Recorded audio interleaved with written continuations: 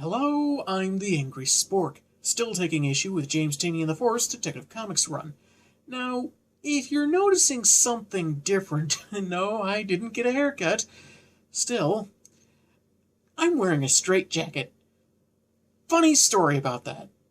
Last week, after finishing my review of League of Shadows, where the terribly hackneyed nature of the awful clone of Cassandra Cain, whom I call CassINO, was on full display, I just couldn't get the overall terribleness of it out of my head, and it's kind of looking like the rage ring is on the fritz or something. Apparently my opposition got a little too boisterous and loud, and someone called some nice people to come have a talk with me.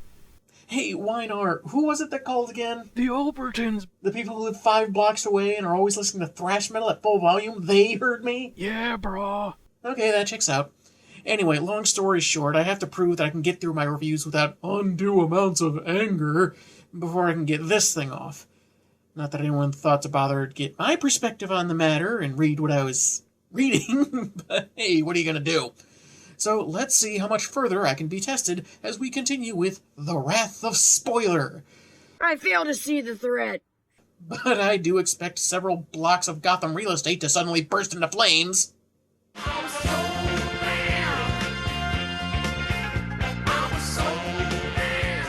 Tech number 957 begins with spoiler alert narrating how it works in Gotham, while Harvey Bullock is guarding the bat signal from further sabotage.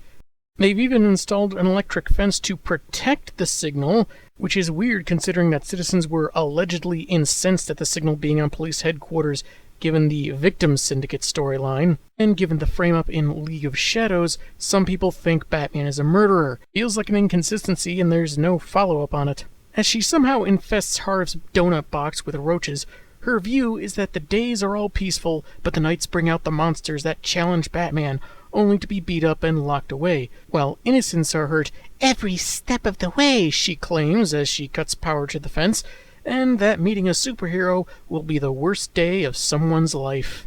Tell that to the kids whose bus skidded over a bridge and would have drowned if Superman hadn't shown up. Or all the planets saved by any given Green Lantern, or anyone protected from danger by Wonder Woman, or buildings full of people that would have died in a fire if Flash hadn't zipped them all to safety. You're stupid is what I'm saying.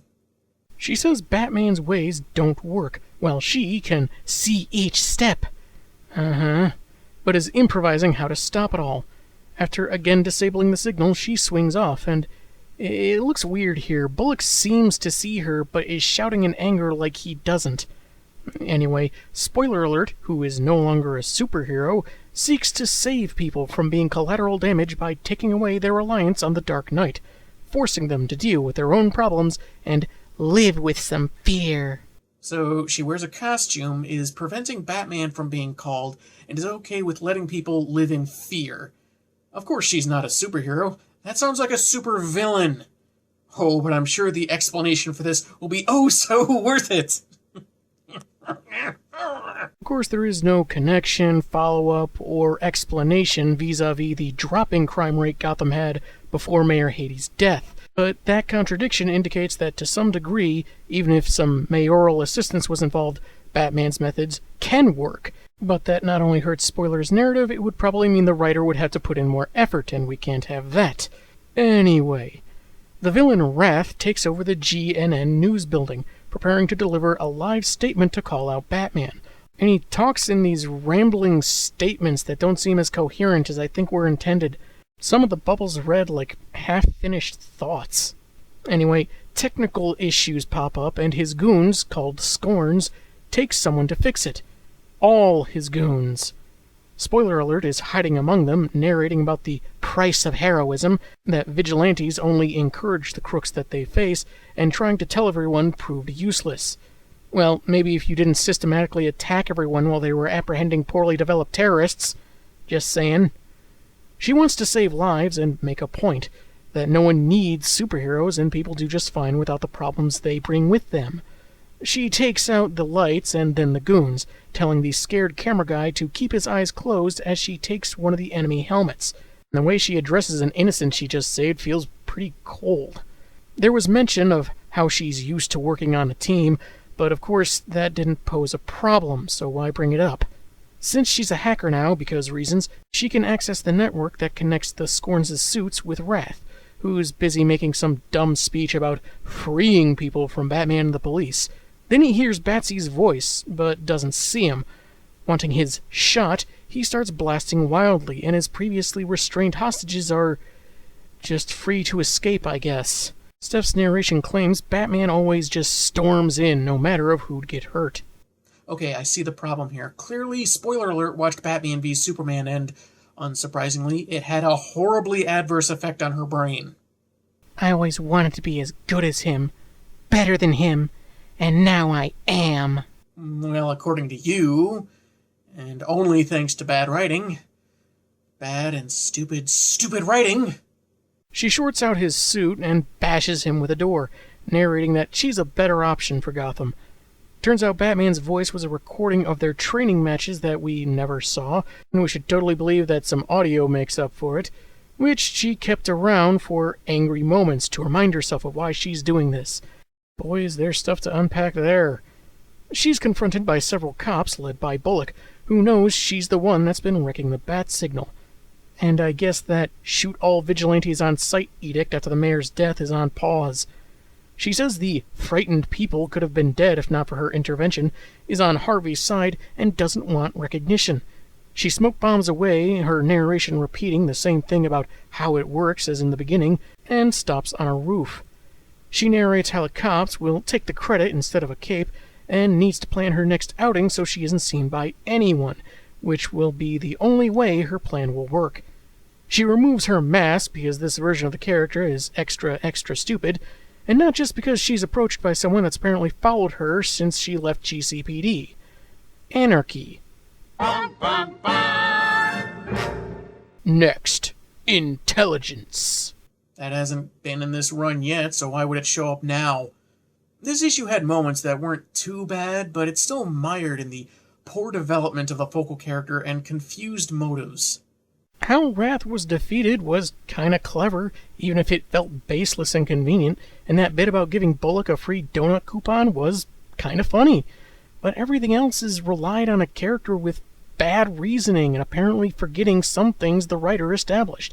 I only remember reading post-Flashpoint Wrath in one story before this, and he didn't seem quite so whiny, entitled, or so bumbling he'd send all his goons to escort one guy. While some points Steph made could be valid, she's not a great counterweight, being apparently ignorant to some of the obvious details refuting her claims. She seems more like someone who only vaguely knows Batman from cartoons and movies, and not someone who spent months training with him, or dated his sidekick. Bruce isn't out looking for credit per se, hence the mask and the secret identity, but he is reported on because someone, be it the cops, rescued citizens, arrested crooks, lookers-on, will say he was there. Who's to say Bullock or the cops won't say spoiler alert was on the scene? Even if her next escapade goes off as planned and no one sees her, it could still be attributed to Batman or another cape anyway, if crooks are stopped with subterfuge instead of police bullets. The remark about being used to a team as if it made her situation more dangerous doesn't add up, because this reinvented Steph started out and spent a while on her own, allegedly beating a bunch of assassins off-panel, no sweat. The recording of sparring sessions might have worked better if we'd seen them training before now. What could have been genuinely clever just results in another from-nowhere reveal that shows a staggering lack of effort from the writer. She said Bruce looked at her like she was crazy when suggesting the unintended harm vigilantes caused, but surprised, maybe, given the situation, but he let her have her say, and like everyone else, tried to reason with her. If he looked at her like she was crazy, remember, she attacked her own teammates like the unthinking brute she claims Batman has been. None of this is helped by how a newbie version of the character somehow has all the skills and know-how of a much more seasoned, experienced crime fighter. I guess Tinian can't keep track of all the intricacies of his subpar stories any better than the editors. Maybe that's why he keeps leaving details out. Number 958, of course, starts the intelligence arc, which begins at a basketball game attended by Jean-Paul, Kate, and Luke, the latter of whom is multitasking between comparing the game itself to a predictive algorithm and designing some new gear. However, the crowd's attention is suddenly drawn to Nomos, a dwarfling acquaintance of Azrael's asking for help as he bleeds on the court. Before anyone can call a technical foul, or something, I don't know sports, Luke cuts the lights to get him out of public sight. Is he also going to hack a Roomba to clean up the blood too? Meanwhile, Bruce has arrived at the rebuilt Iceberg Lounge, looking to meet an old friend performing there, and talks with Penguin like they're pretty well acquainted. And Ozzy's got a dash of his Batman Returns design here. There's a private performance by the unnamed woman for high rollers, so Bruce agrees to join, even after Alfred says the money could go to various charities, because this was supposed to be funny, I guess.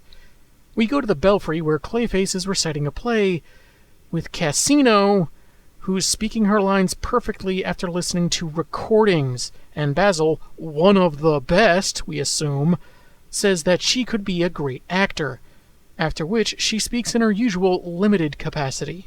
That was sappy, manipulative drivel. So, CassINO can just turn off her speech impediment, just like that, with some audio. You know, just like No Man's Land era Cassandra Cain. I understand how some people could be taken in by this. It looks very sweet and aww, but that's just the visuals, and it's purely manipulative, just like the Simpsons clip said. It has all the foundation of an outhouse built with dry leaves. If we were talking a more developed Cass, I might be on board, but it's not, and Tinian is not a good writer. Anyway, Nomos is wheeled in for treatment of a nasty impalement wound when he flips out seeing the Suit of Sorrows, and somehow he knows that Luke knows it's not just a costume. Did the hairy little dude read a copy of Tech 950 on his way over? Kate has questions, so Jean-Paul explains his backstory. He's more or less a clone of his father, the previous Azrael, but with the DNA of beasts fused into him. His dad grew a conscience and absconded with the boy, only to later be killed for his efforts. To further mold JP into a blindly loyal follower, the Order enlisted Mother to shape him into a weapon, like she did. As a young man, he was allowed a few years out in the world to learn individuality, but upon his return it was Nomos' job to break that individuality as part of making him the perfect assassin. Who knew backpacking across Europe would end up being so painful? It's similar enough to what I recall Valley's origin being originally, but it integrates with and reminds me of Batman and Robin Eternal, so it still sucks. Using a hollow projector the size of a thumb drive, which I guess everyone just has these days, Nomos says that the old guard has all been slain by Ascalon, the robot we saw in Tech 950 that does not tire, doubt, or question like the human Azraels before it. And it's in Gotham looking for more than the hairball in JP. At the Iceberg Lounge, Bruce sits at a table with a bunch of people with rap sheets according to his super contact lenses, except for a nervous man in a red hoodie named Brother Kodo. The game is paused for the entertainment, but is interrupted by an explosion. Wayne goes on the defensive, telling the nervous guy to get behind him, and I'm sure no one will notice the bat emblem projecting from his watch. How stealthy. Ascalon busts through, intending to kill Kodo, until it's forced through the floor by the scheduled entertainer, Zatanna, who I kinda guessed, what with the dramatic emphasis on magic a couple issues back. Number 959 flashes back to Vegas, where Bruce is struggling with basic illusions and waxing nostalgic to Zatanna about how his mom viewed Gotham, like nothing else on Earth. Yes, Bruce, Gotham is like a living T-Hing. In the present, Z magically suits him up after everyone has left, and Kodo isn't looking. Ascalon climbs back up, compensating for the magic and silencing Zatanna so it can complete its task. The team arrives, but despite Batman's orders, Azrael insists on facing the bot himself. The machine seems to think it's seeing itself somehow, and grabs Az. While his teammates try to help him, they don't do very well. After Kodo succumbs to cyanide poisoning, Ascalon decides judgment has been passed and takes off to deal with this strange identity crisis by seeking further knowledge. It'll try calling Windows support, but after working hours, so I'll have to wait until, the next morning. Then it'll turn out they don't have anything for identity crisis for AI, and it'll have to spend time Googling for an answer. I'd say this bought them a couple of days. In the Belfry, which at this point feels like it's easier to get into than a Denny's with a missing wall, Dr. October prepares to operate on Nomos, being familiar with beings similar to his physiology and more fascinated by his DNA than talk of killer robots. The furry dude gets more disheartened when he finds out Kodo died, and with him the last of any decency the Order of St. Dumas ever had. For all we know, Batwing has taken Batwoman to Foxtech, his business, but operated by his sister Tamara so he can focus his time elsewhere, like collecting Batmechs, including Rookie, the one Jim Gordon used when he was Batman for a while. Comparing AIs, Luke finds that while Jean Paul's suit of sorrows is limited by the human mind it interfaces with, Ascalon is more a congregation, like millions of minds focused on one problem. Whatever the problem is, it seemed to unsettle the normally collected Azrael, as if he saw something when the robot grabbed him.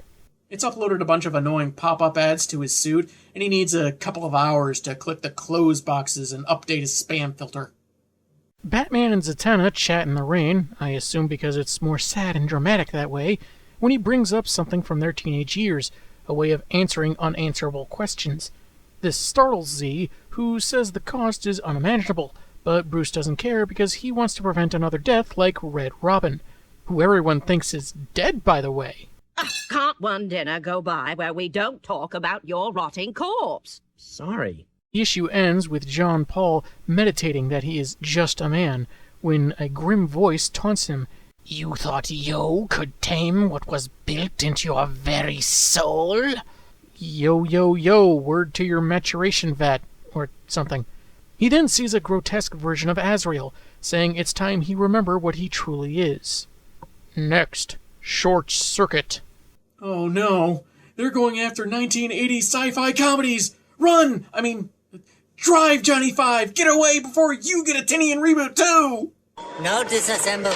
Number 960 elaborates on what Zatanna was talking about, flashing back to Vegas, where she took Bruce to a room full of mystical artifacts, and the young Wayne not catching on that it involved real magic. There are rules about introducing outsiders to this stuff, but she cares about him and suggests showing him the future, which she refuses to do now. Bats mentions thrice losing his memories of a great conspiracy and a secret war clashing in the shadows.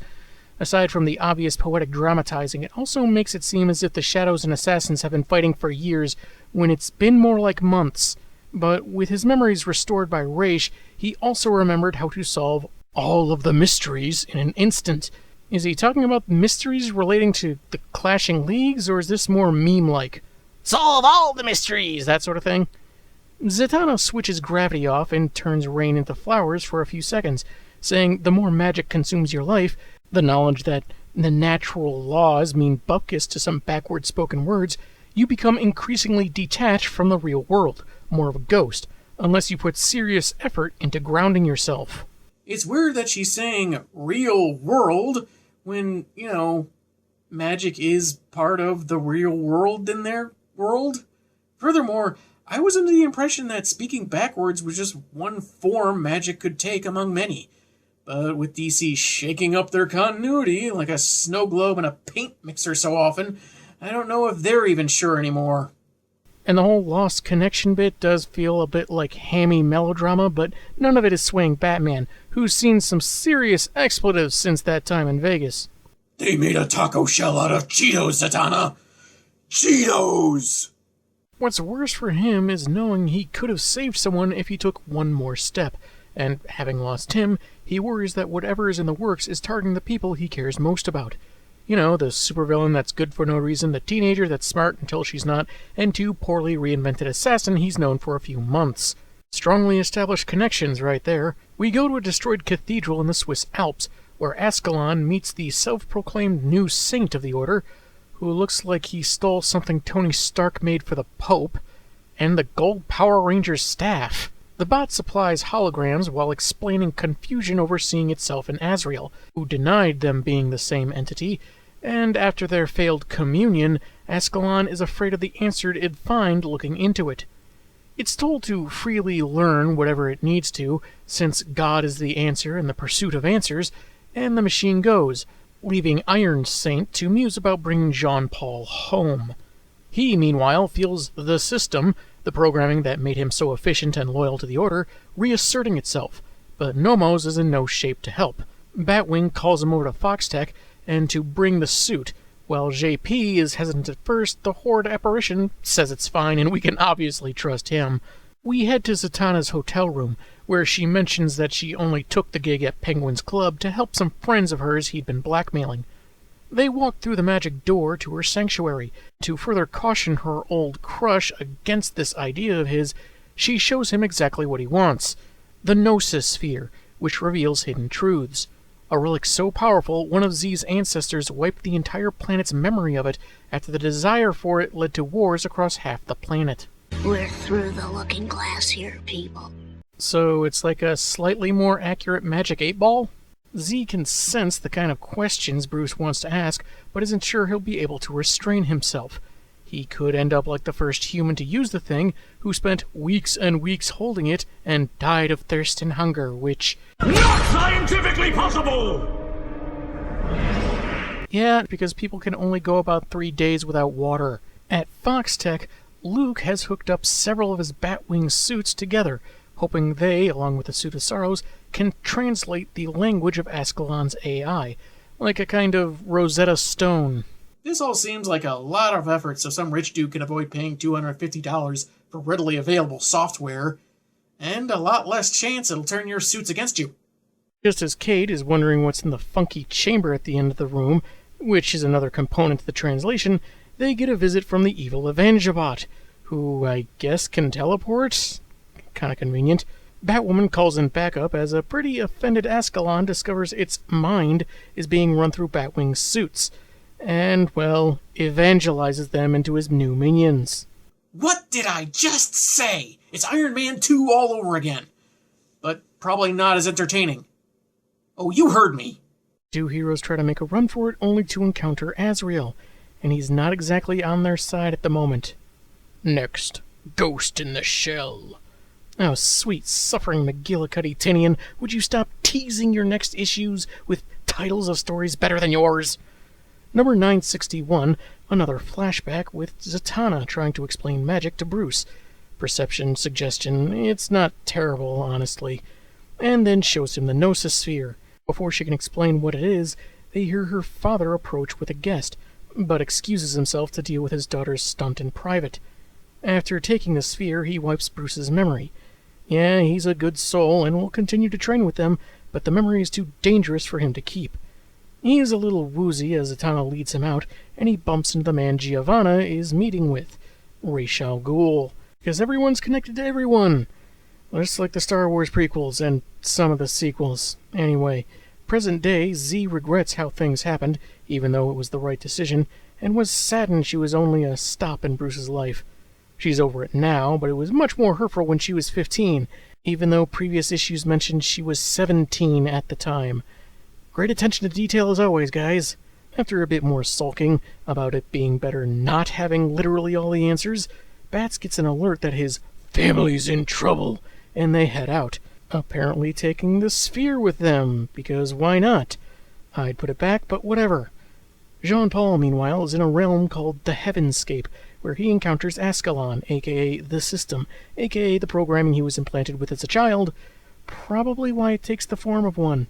It was reset when the robot made contact, and now decides to take over JP's body for blaspheming against Saint Dumas, and suggesting doling out peace instead of vengeance. And it'll start by killing his friends. And your little kitten, too. Well, they don't say that, but Luke tries getting through to JP by mentioning his pet cat. His name is George, and I don't think we've really seen him. Maybe he was in the background of one panel, but hey, why be surprised at this point? Ascalon and its new drones fly over Gotham in search of their final target, and it mentions they'll have to kill all the degenerates in the city that it detects. Orphan joins the fight against the crazy teammate Azrael, and Luke is unable to regain control of his suits, but inspects Rookie to discover why he wasn't taken over. I would have figured it was because he didn't have trace amounts of Ascalon's programming in him, but maybe there's another answer.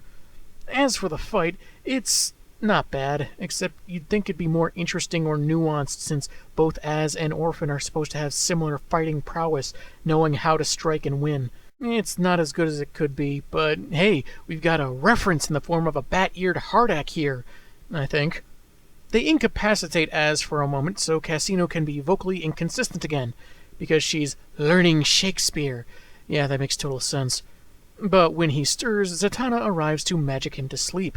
As Batwoman is magically healed, Clayface, in the belfry protecting Nomos, reports on the Batwings flying about, just as Ascalon teleports inside.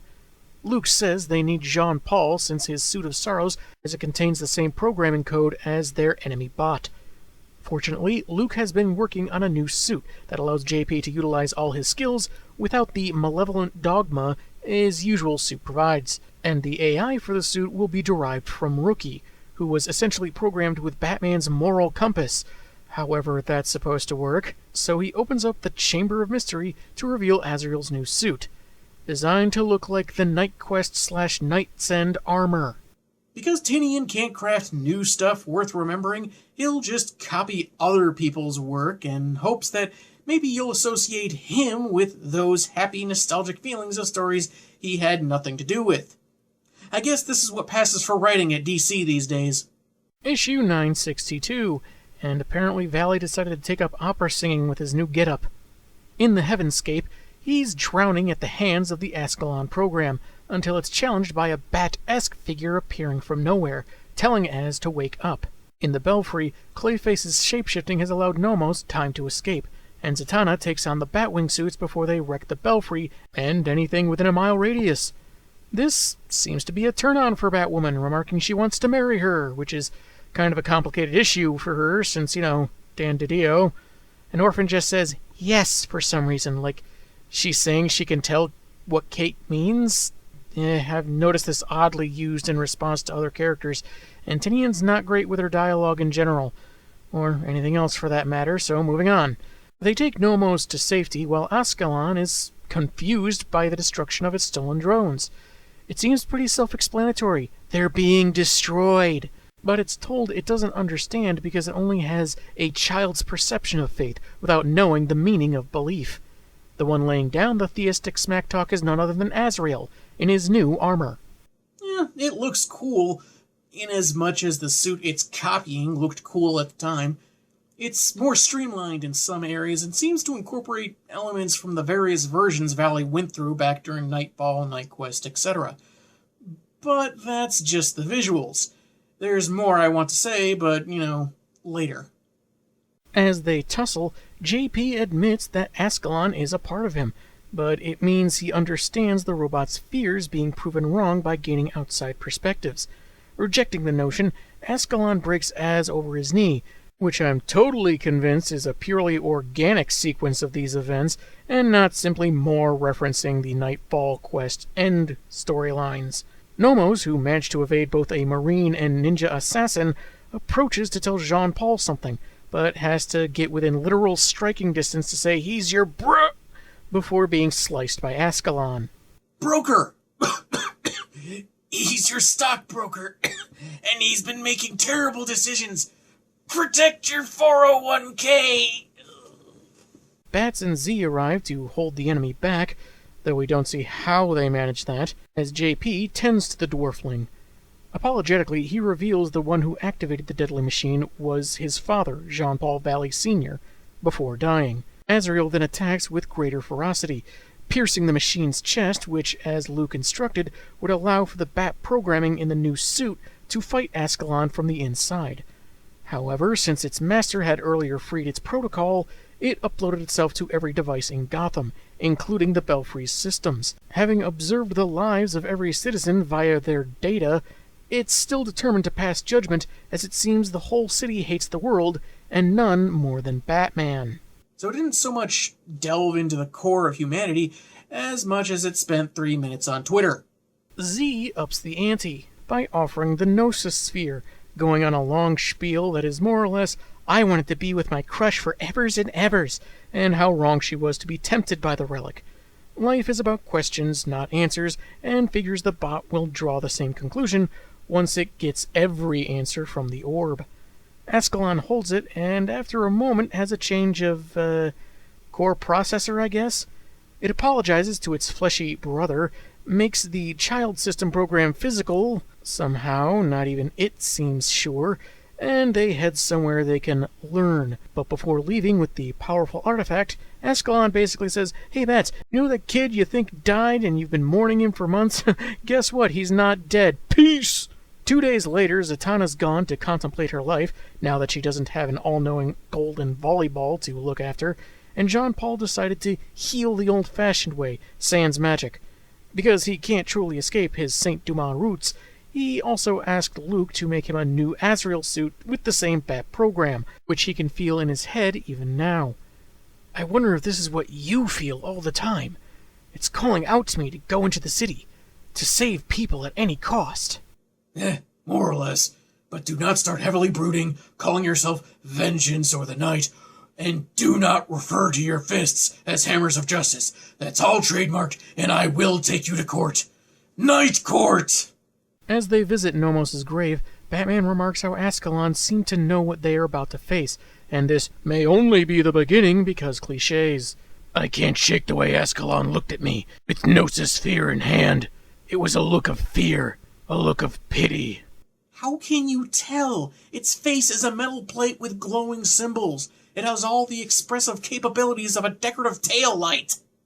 Back in the Swiss Alps, Papa Valley, with convenient panel cameras on the cemetery, is met with Ra's al Ghul, who says he's earned a seat at the table of a mysterious benefactor. Oh, good. Another secret mastermind plot. Those never end up disappointing. That was Intelligence, probably the least offensively bad multi-part story Tinian has his name on. There's certainly the makings of a decent story about fanaticism, being mechanical, cold, and literal, versus moderation that sees the gray among the black and white. This feels like the closest Tinian has gotten to nailing a premise this solid, but it still felt like it was missing something. It had a couple of glaring technical errors, predictable moments, and some that are more forgivable than others, and cases of telling when it should show, but not as egregious as in the past. I kind of figured JP's dad was the one that activated Ascalon, which is kind of a not really dead cliche, but since we were only told that he died, then told he was alive, I can't say that there's much impact in what's supposed to be a big deal, which is the problem when Tinian tells so often. And I'm not sure why Nomos didn't mention this earlier, other than the cliche of a motivational deathbed confession. It seemed like Kodo poisoned himself, but it's unclear why. Maybe he didn't have enough faith in his rescuers to protect him. Unlike Batwoman Begins, this felt like it had an actual arc for the focal character. JP actually went through a change that actually felt organic, at least more than what is typical for this writer. The Asbat suit was fan service. I honestly think the story could have been done without just fine. I mean, Luke didn't know when he was building the suit for Jean-Paul that it would have a Batman AI inside it, so why model it this closely to Bats? Keep the theme going? Was he building more of the secret Bat Team brand than for the guy he intended to wear it? It feels like a shot of nostalgia to keep certain readers around, despite everything else. Though, if anything ticked me off the most, it was by far CassINO's speech pattern changing because she's quoting audio plays. It's clear Tinian likes poetry and seems to fancy himself some kind of master poet, but Shakespeare is not magic!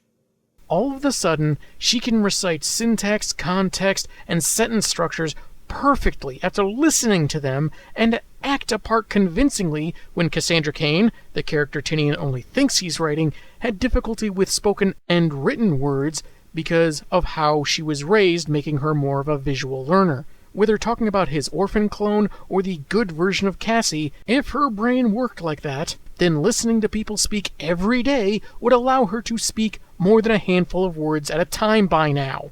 This is Tinian ignoring rules even if he set them up, so he can write brief scenes that are supposed to make you feel something.